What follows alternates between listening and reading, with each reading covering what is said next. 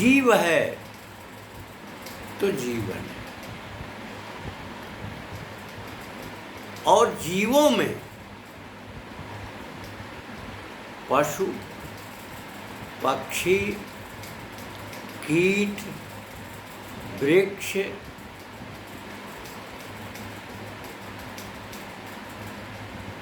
और कीड़े,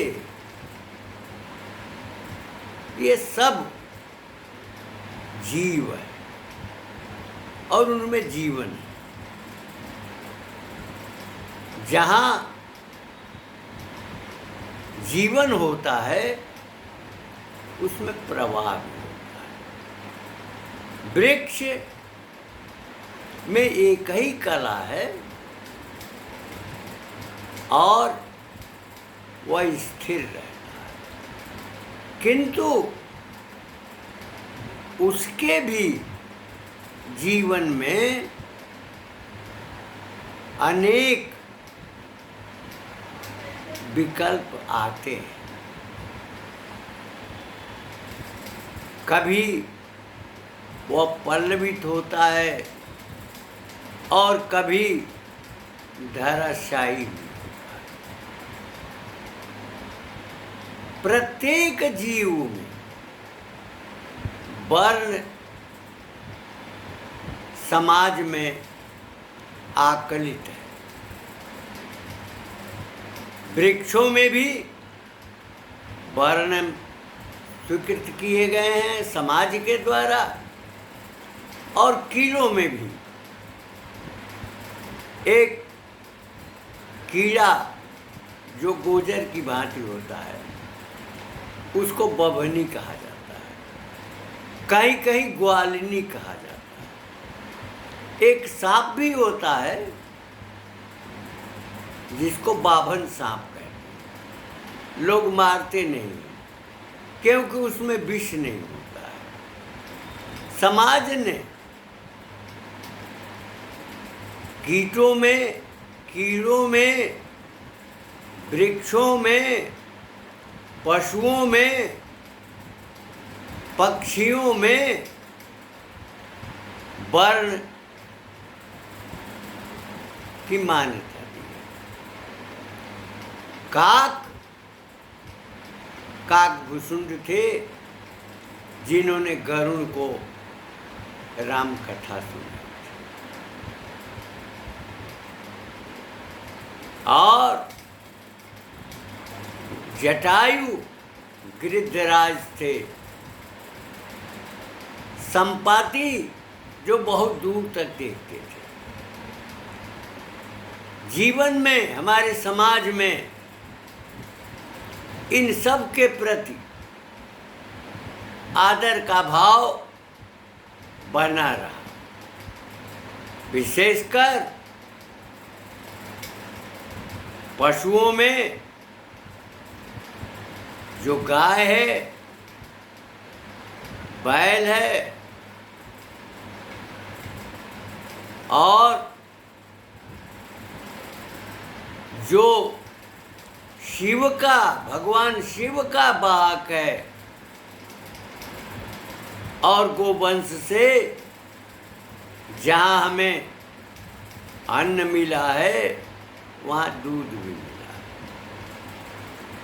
मनुष्य के भी का भी जीवन है, सबकी आयु निर्धारित है। अपनी आयु के अनुसार, चाहे वो कुत्ता हो, चाहे सिंह हो, चाहे मृग हो या हिरण हो या सियार हो, श्रृगाल हो, गीदड़ कहते हैं उसको, चाहे कुत्ता हो, सारे जीवों में जीवन जीने की भावना होती है और वे अपने ढंग से अपना जीवन जीते हैं। जो शक्तिशाली होता है वो छोटे जीवों का संचार भी करता है, संहार भी करता है। छोटी मछलियाँ बड़ी मछलियों का शिकार हो जाती हैं।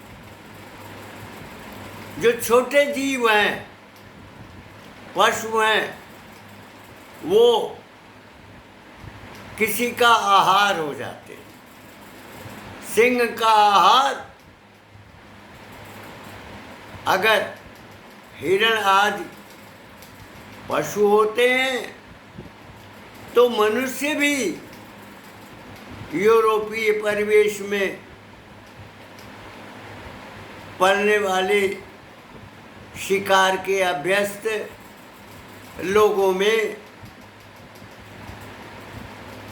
मांसाहार का विशेष प्रचलन है। भारत में भी उसका प्रभाव है।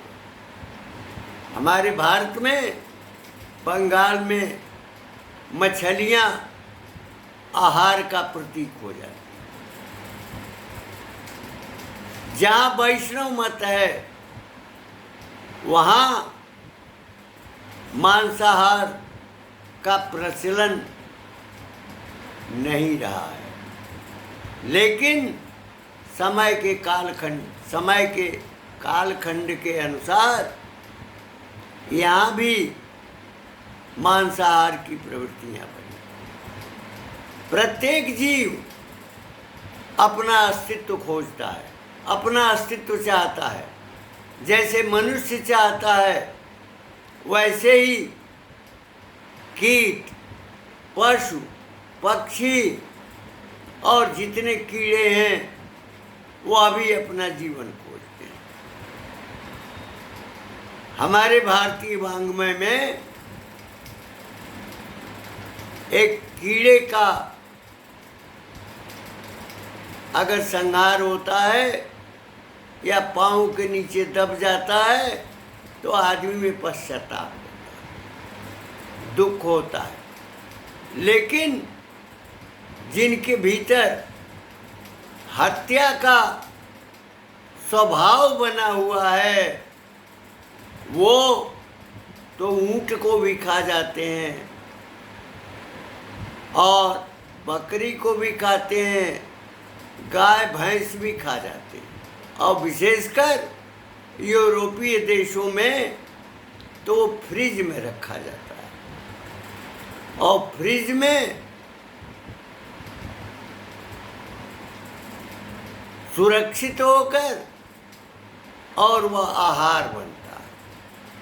भारतवर्ष में से निर्यात की परंपरा 1950 से ही प्रारंभ हुई थी और उसी क्रम में पशुओं का संहार हुआ था, गोवंश का नाश हुआ था और निर्यात का प्रभाव ये पड़ा कि आज के समय में जहाँ लोगों के दरवाज़ों पर 2-2, 4-4 बैल हुआ करते थे, गाय हुआ करती थी, आज किंचित घरों में केवल एक गाय दिखाई पड़ती। जो गोपालन करते थे, जो पशुपालन करते थे, उनके अधिकार समाप्त कर दिए गए। उनकी आय की व्यवस्था नहीं हो सकी, उनकी सुरक्षा का प्रबंध नहीं हो सका। नतीजा यह निकला कि गोवंश की क्षति हुई।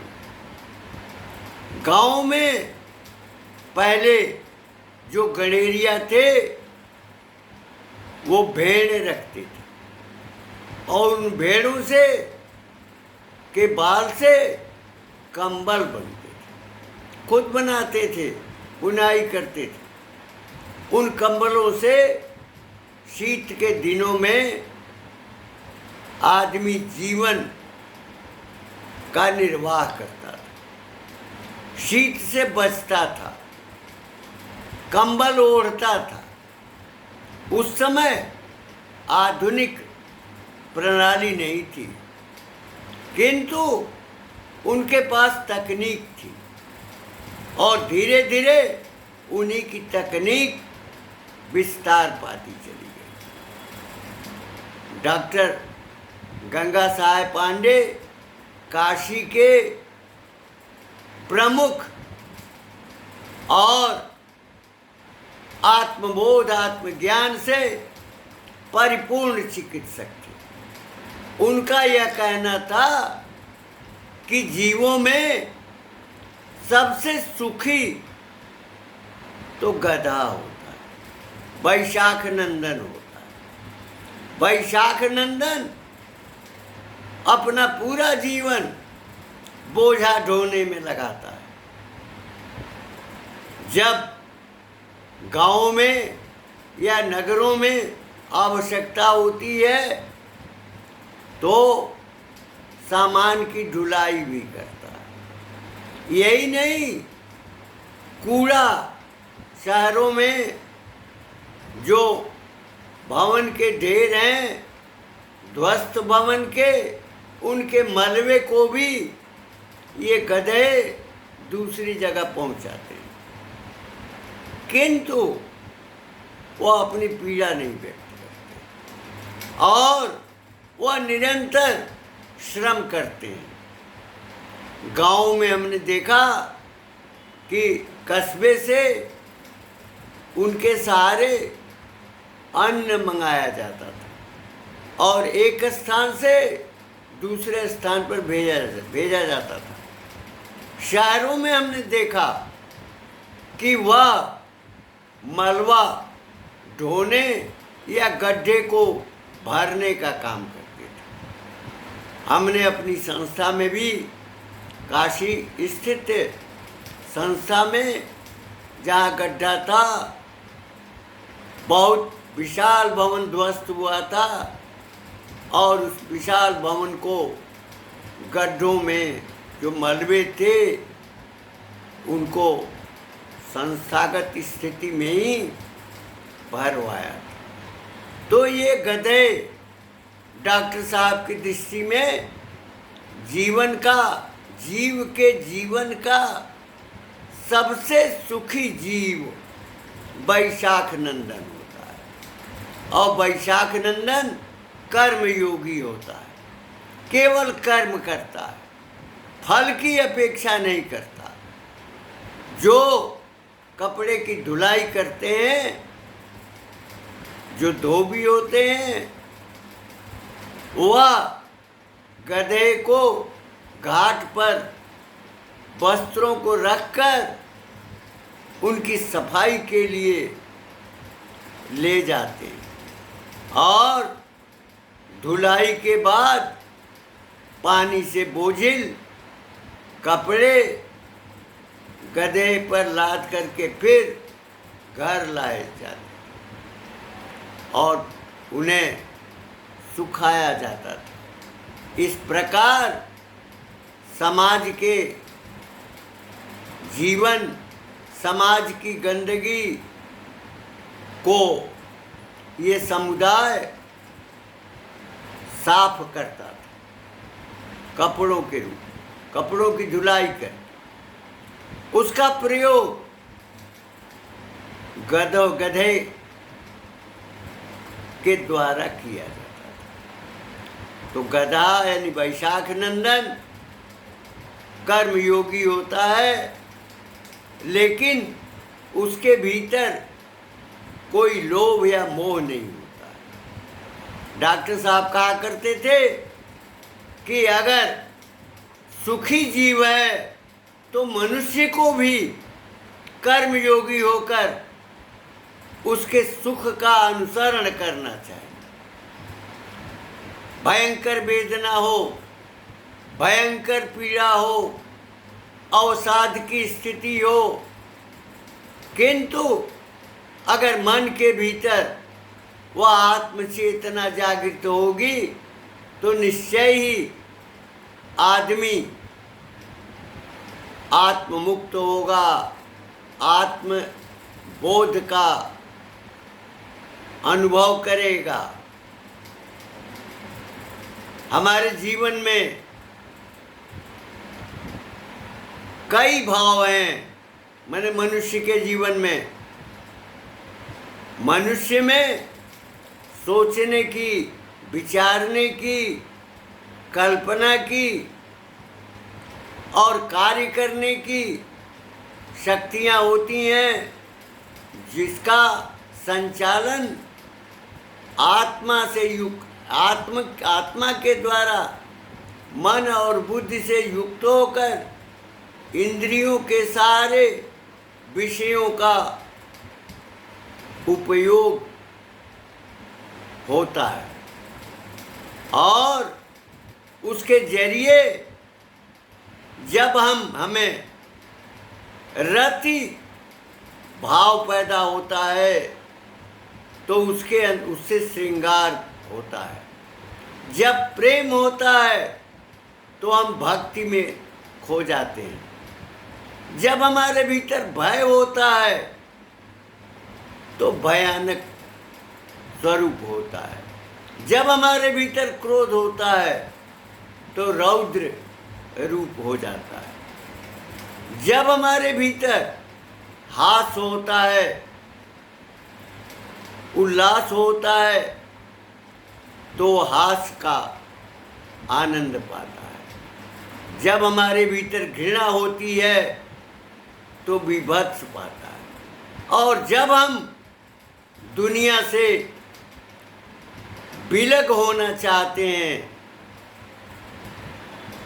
जा दिन मन पंछी उड़ी जाएंगे, ता दिन तेरे तन तरवर के सभय पात झर जाएंगे। घर के कहे बेग ही कारो, भूत भय वही खई। जा प्रीतम से प्रीति घनेरी, सोऊ देख डरेंगे।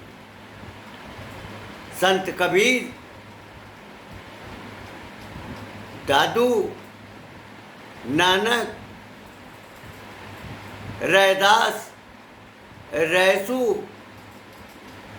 भक्त कबीसूर, उन्होंने समाज में इसी निर्वेद का भाव पैदा किया और निर्वेद से शांत रस होता है। ये सारे रस 9 की संख्या में होते हैं।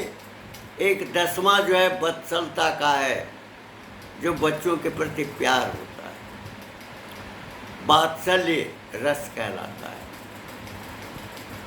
तो इन रसों को जहाँ विभत्स होता है, जहाँ भयानक होता है, वह भी एक आनंद होता है।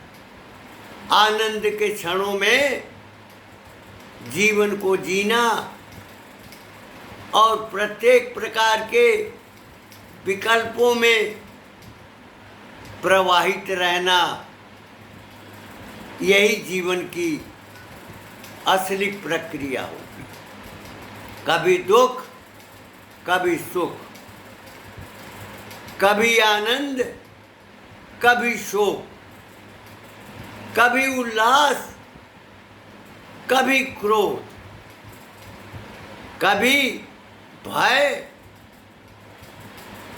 तो कभी घृणा। इन सारे भावों के मध्य जीवन संचरित होता है। और जब जीवन से व्यक्ति निराश होता है, लालच में, सांसारिकता में सब साधन जुटाता है, लेकिन उन साधनों का उपयोग अंतिम समय में उसके काम नहीं आता, तब वह स्वीकार करता है कि हमने जो कुछ भी किया वो हमारा पुरुषार्थ था। और पुरुषार्थ में चाहे पारिवारिक जीवन हो, चाहे राष्ट्रीय जीवन हो, चाहे सामाजिक जीवन हो, हमने त्याग किया, कार्य किया।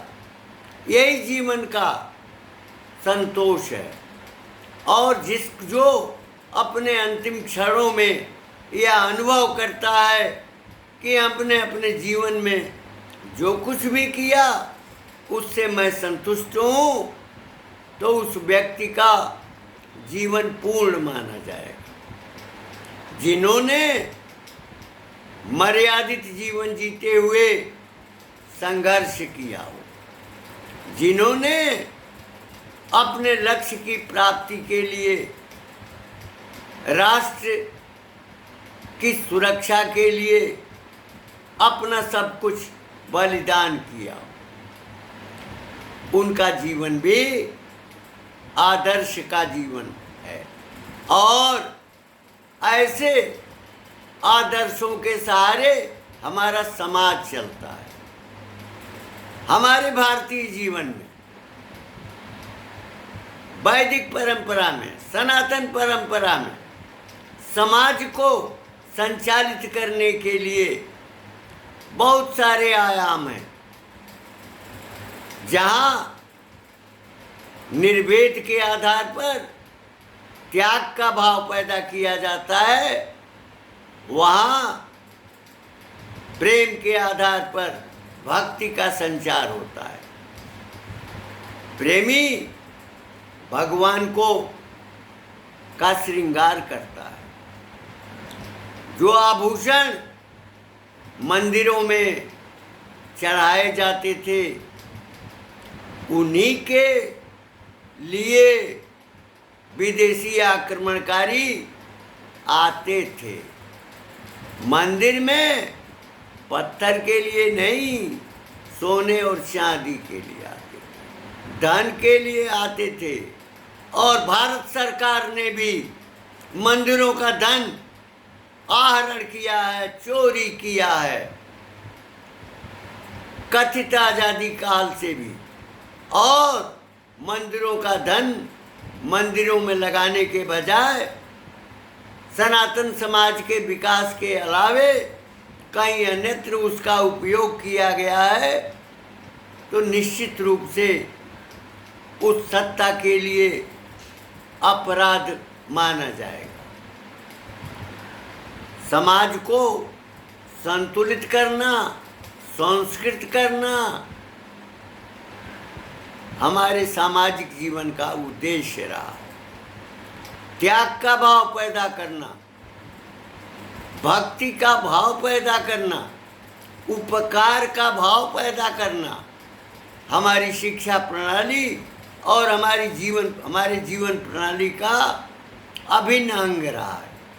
जितने भी संत हैं, जितने भी समाज सुधारक हैं, जितने भी समाज सेवी हैं, उन्होंने अपना सब कुछ समाज की सेवा में लगाया और समाज को मार्ग दिया, दिशा दी। समाज के भीतर फैली हुई जो भावना है उसको दूर किया। वीर सावरकर चित्पावन ब्राह्मण थे, किंतु जब उन्हें अनुभव हुआ कि भारत में जो अस्पृश्य हैं वह दूसरे पंथ की ओर जा सकते हैं, तो ब्राह्मण होते हुए उन्होंने 101 अस्पृश्यों को अपने आंगन में भोजन कराया, साथ में भोजन भी किया। उनके पिता उससे खिन्न होकर के घर छोड़ करके चले गए, किंतु वीर सावरकर ने अस्पृश्यों के लिए, अस्पृश्यों को स्पृश्य बनाने के लिए, समाज में संतुलन के लिए काम किया था। तो ऐसे जो महापुरुष हैं, जिन्होंने समाज, राष्ट्र और अपने ग्राम स्तर पर, अपने जनपद स्तर पर हजारों लोगों ने, लाखों लोगों ने यह कार्य किया है, बिना किसी कामना के, बिना किसी लोभ के। न तो विधायकी का लोभ था और न तो मंत्री बनने का मोह था। उनके भीतर पद की लालसा नहीं थी, अधिकार का भाव नहीं था, किंतु उनके भीतर सेवा की भावना थी। आचार्य रामचंद्र शुक्ल ने ये लिखा है कि सेवा के क्षेत्र में प्रतिद्वंदिता नहीं होती है, लेकिन एक समय आया जब मिशनरी प्रभाव में आए तो वहां प्रतिद्वंदिता बढ़ गई। आचार्य शुक्ल ने इसकी निंदा की थी, जो काशी हिंदू विश्वविद्यालय के हिंदी विभाग के विभागाध्यक्ष थे।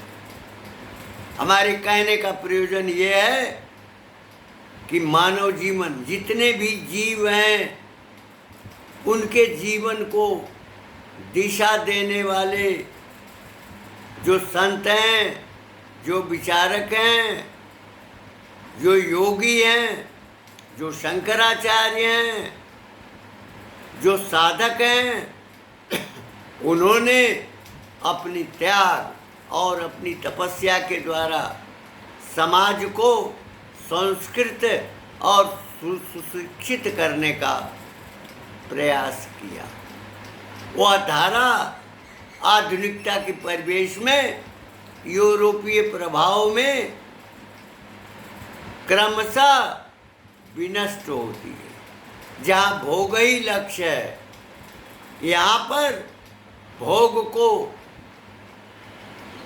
निम्न भाव से देखा गया है और त्याग को उच्च भाव प्रदान किया गया है।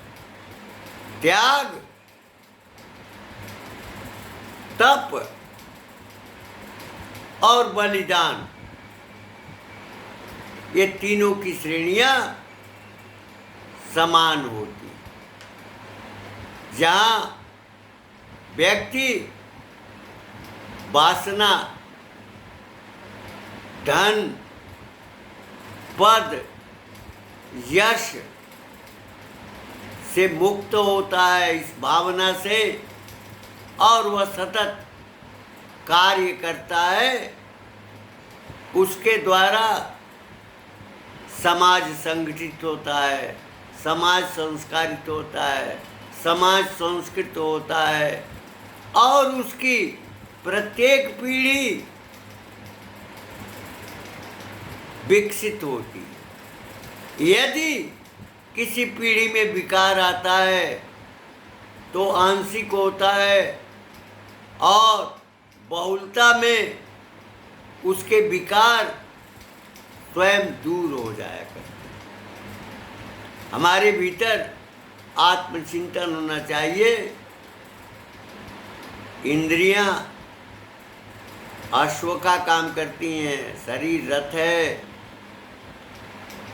जो विषय है पूरा समाज है, पूरी पृथ्वी है, और मन, बुद्धि, विवेक, आत्मा और परमात्मा के क्रम से जब शरीर जो है वो प्रशासित होगा तो उसके आचरण, कार्य और व्यवहार से जीवों की, समस्त जीवों की सुरक्षा होगी। इन शब्दों के साथ मैं अपनी वाणी को विराम